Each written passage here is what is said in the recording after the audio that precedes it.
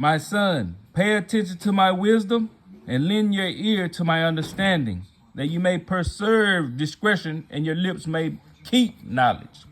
For the lips of an immoral woman drip honey, and her mouth is smoother than oil, but in the end she is bitter as warm wood.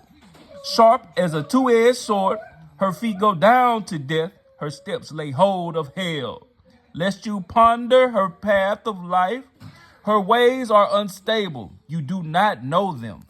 Therefore hear me now, my children, and do not depart from the words of my mouth.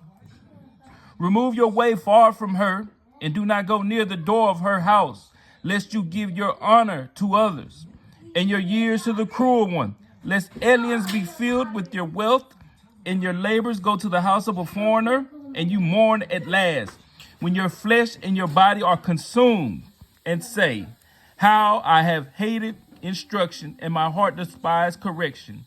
I have not obeyed the voice of my teachers, nor inclined my ear to those who instructed me. I was on the verge of total ruin in the midst of the assembly and congregation. Drink water from your own cistern, and running water from your own well. Should your fountains be dispersed abroad, streams of water in the streets, let them be only your own and not for the strangers with you. Let your fountain be blessed, and rejoice with the wife of your youth, as a loving deer and a graceful doe. Let her breast satisfy you at all times, and always be enraptured with her love. For why should you, my son, be enraptured by an immoral woman, and be embraced in the arms of a seductress?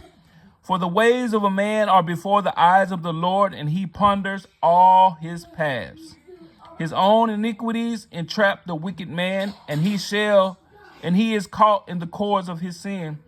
He shall die for lack of instruction, and then in the greatness of his folly he shall go astray.